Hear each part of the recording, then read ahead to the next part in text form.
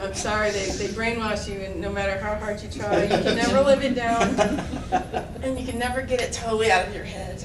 And see, my background's from anthropology and Oh, so you're good for the world building. And chaos physics, armchair chaos physics, not the formulas. Understanding theory and stuff like that, and how everything affects something else. And sometimes there's just basic stuff that's right in front of your face. For instance, in the novel that I'm working on, I have some floating islands. And people live in cities on the floating islands. Where do they get their water? You know, things like that. You have to figure this stuff out. And the thing is, you don't necessarily have to put it in the book. You just need to know the answer, because it might come up while you're writing. I would think floating globes of water to go along with the floating islands. I actually have a solution to everything like that, and it built up a whole other side. And in point of fact, you should not put in everything that you know about your world. Yes. Your readers will quickly get tired of it, but you should know it. I mean, like I have a 100-page outline on Demon Alliance because that is my oldest world, and so it is by far the most developed. And I have like 5 different cultures that I've developed, and to pretty strong degrees, because they're all in the freaking book, because it's 2,000. Well, it's not anymore. You know, I've done a hard edit on it. It's now like 1,200 pages, but it's still too big. I want to come back to that there, talk about outlines or building up catalogs of your world there, but I first wanted to find out, how do you put your anthropology to work in building your world? It's been a while since I've been in college. So instead of being all that fresh on my mind, and I know these details, it more affects on how the way that you think of things, that cultures, that everything interacts with something else. This causes this to happen, which causes this belief structure, which causes this over here. And one of the things that's important to me in writing is that your characters and your world are organic rather than formulaic. And that's where the anthropology comes in very well in that, is that if you learn how cultures work, you can cherry pick a little bit, not whole cloth, which is what you were talking about. Right, but I'm just saying, you just can't go, okay, I want this system of government and this culture, because that's, like if you have a totalitarian government, you're going to have a very oppressed society, but you're also going to have some way that they have blow off steam. They have to have an official sanctioned way that they can blow off steam, or an underground way, but just some way, that will be there somewhere, because people can only be smushed down for so long. And the unfortunate side effect of approaching things from an anthropological order, or ideas and everything like that, is that anytime you watch anything on television or Hollywood, you're like, oh, well, they stole that from, oh, they got that from, oh, another Egypt thing. But it's very useful in just understanding how not only cultures work internally, but how culture, if you also study the history that comes with it, how cultures can clash. What about chaos theory? How does that play into the butterfly effect, so forth? Butterfly, exactly. Butterfly effect. There is something, every time you introduce a problem, then that solution, as mentioned, which is why I brought up the chaos theory, causes other ripples. And then, so some of the best sequels, in my opinion, are things that deal with the consequences of what happened first. And it looked like a good thing. Yeah.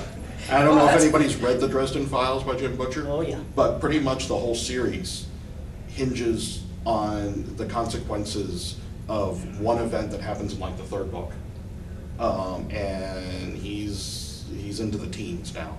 And everything that came from that is based off one decision. And before that, there was a whole bunch that happened as well, everything. And later on in the series, there's consequences from events you don't even know that happened, but organically they grow.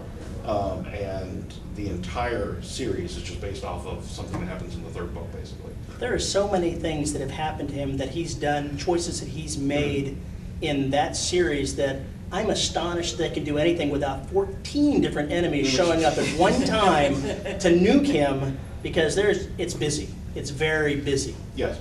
As a world builder, how would we control ourselves from getting a little too busy? Because I'm not Jim Butcher. If things get out of control, that might be a problem for me. That's why I outline, because you have more experience.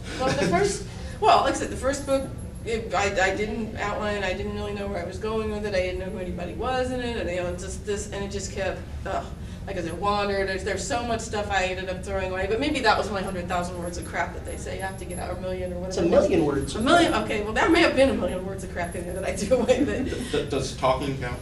I'm still talking crap. Don't we always, but no, yeah, so, you know, the next time, I didn't really do a hard outline. What I did was, I made sure I understood what I wanted the story arc to be.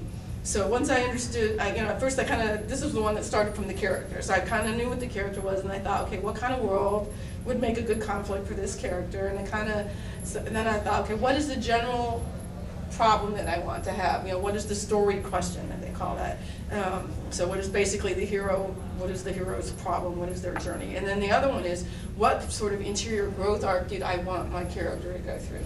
And so I have both of those things. I knew generally what the story was about and how it was going to end, which is, I was 3/4 of the way through the first book before I knew how it was going to end. All I had in there was Devin kills Calidor. I'm like, I had no idea how. Spoilers. Yes, but well, doesn't matter. Doesn't matter if I never see print. But on this one I knew where it was going, how it ended, more or less. And then, from there I was every time as I was writing, I just asked myself, is this advancing either of those things? And if the answer was no, I stopped and I went back and said, okay, then what would?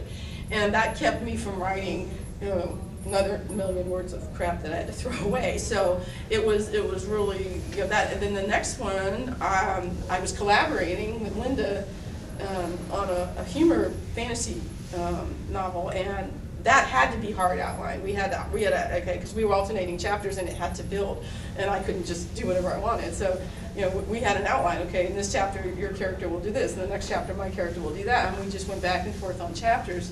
And but that one was outlined pretty hard. But it was actually, in that case, it was kind of a relief because it was a humor novel, and so we had a bunch of jokes in there, kind of get me started.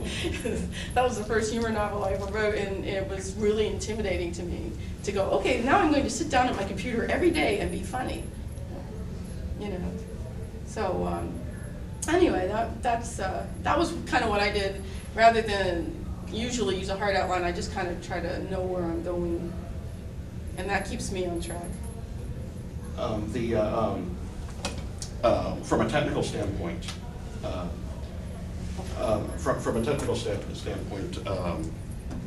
the Write It Now software, also Scrivener, which will be available for the PC soon if it's not yet. But for the longest time, Scrivener was Mac only, and some wonderful gentleman down in Australia is converting it to PC. But Scrivener is really good for world building from the standpoint of it allows you to grab your research and stick it into the program. Photos, links to websites, all these other things like that. And I actually first heard of Scrivener from somebody who wasn't a writer but was designing online scenarios for online role play. So they use Scrivener to put the whole thing together. And Write It Now is absolutely fantastic for character building, because it's set up as a database that links all your characters, how they act with each other, and it's got world building things as well. But and then all this stuff allows you to print it out too if you need a printed copy of anything. But I know that the world that I'm writing in right now, I have a novel that I need to finish by the end of the month. The 15,000 words short on, that I have to get it off to an editor. It is erotic romance set in a fantasy world, which is not